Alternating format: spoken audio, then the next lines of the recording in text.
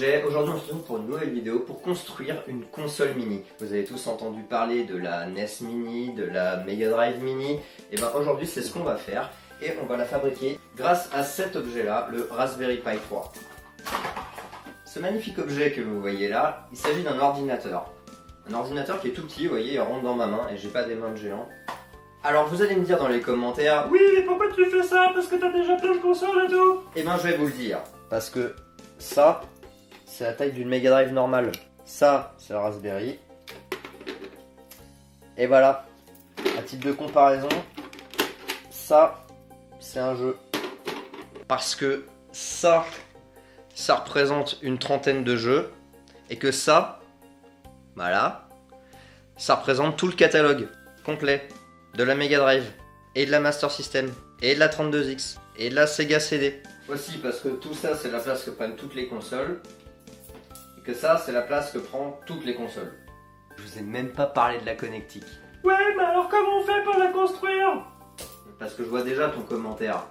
Et ben je vais te le dire, parce que sinon il n'y aurait pas de vidéo. Rien de plus simple. Tout d'abord le matériel nécessaire. Il faut un ordinateur, un Raspberry Pi, peu importe la version, moi j'utilise un 3 parce que j'en ai un qui traîne, une carte micro SD supérieure à 2 Go mais inférieure à 256 Go, un câble HDMI mal, un chargeur micro USB, par exemple celui d'un vieux téléphone, une manette USB avec au moins 11 boutons, moi j'utilise une manette de Xbox 360, et optionnellement un boîtier de console mini pour Raspberry Pi, juste pour vous embêter je vous montre un boîtier de NES mini. Alors veillez à ce que votre chargeur micro USB donne au moins 2 ampères. Si vous n'avez pas de port micro SD sur votre ordinateur, vous pouvez investir dans une clé USB qui fera office d'adaptateur. Ça ressemble à ça. Mais généralement c'est vendu avec. Ensuite, comment on fait? On va sur notre ordinateur, on ouvre notre navigateur préféré et on va chercher Balena Etcher, qui est le programme qui va nous permettre d'écrire l'image sur la carte micro SD. Je vous mettrai le lien dans la description. Une fois téléchargé, on l'installe. Ensuite, il nous faut le logiciel à installer sur la carte.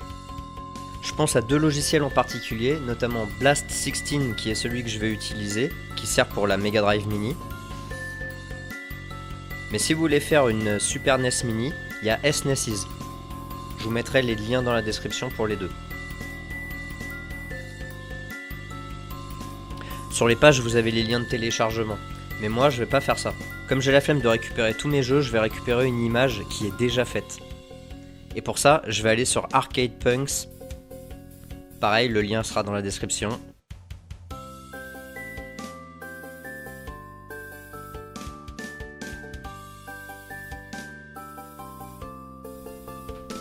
Je vais aller dans l'onglet Front-End Downloads et cliquer sur le lien Pi Images.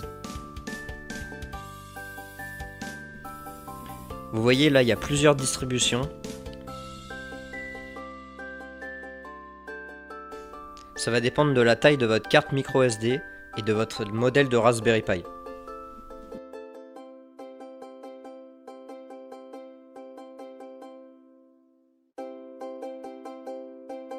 Moi celle qui va m'intéresser ça va être une Blast 16.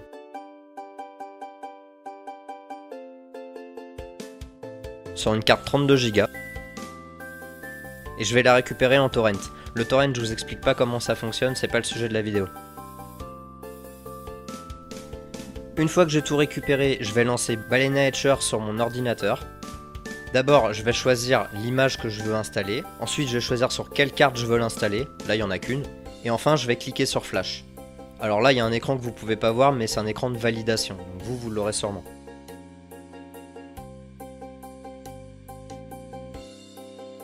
Une fois que c'est fait, ça commence à flasher.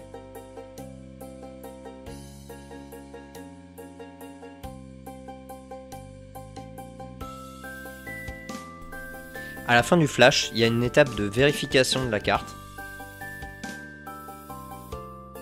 Et lorsque c'est terminé, vous devriez avoir cet écran là. S'il y a une erreur, le petit point sera rouge là-haut.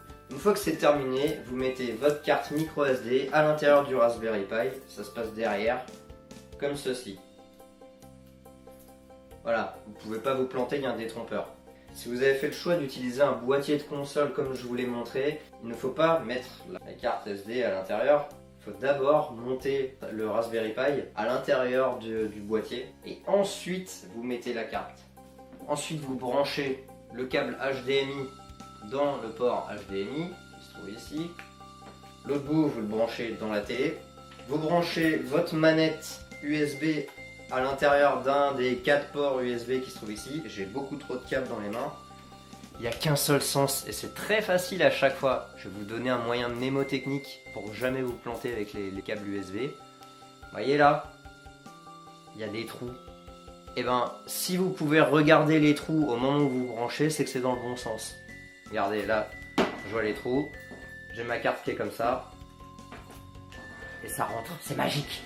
Moyen mnémotechnique, il faut toujours avoir les yeux en face des trous. À la fin seulement, vous branchez votre câble micro USB à l'intérieur du petit port qui se trouve ici. Et l'autre bout, vous le branchez dans une prise électrique. Mais sinon ça marche pas en fait. Mais ça, vous le faites qu'à la fin, parce que le fait de le brancher, ça va démarrer la carte. Donc il faut que tout soit branché. Lors du premier démarrage, ça risque d'être un peu long, parce que le software va installer plein de choses, etc. Vous risquez de voir des chargements, etc. Et ensuite, une probable interface de configuration de votre manette. Et une fois que c'est bon, après je vais pas vous expliquer comment on joue en fait. Par contre, si vous voulez me voir jouer moi avec ce truc là, vous me retrouvez sur Twitch. Ça doit être là-haut là. À vous les grandes heures de Nintendo et de Sega. Les petits Sonic, les petits Mario, les petits jeux tout nuls que tout le monde a oubliés. Voilà, c'est tout pour aujourd'hui, j'espère que ça vous a plu. Si ça vous a plu, mettez un pouce bleu. N'oubliez pas de vous abonner, parce que c'est important. Si vous voulez soutenir la chaîne, n'hésitez pas à faire des dons sur Patreon ou de faire des dons sur Utip, qui vous permet entre autres de regarder des vidéos publicitaires qui me permettent de gagner quelques centimes. Et dites-moi en commentaire si vous avez galéré sur des trucs histoire que je clarifie, ou si ça marche bien. Après, si vous faites des high scores et que vous voulez me le dire, c'est bon aussi, hein.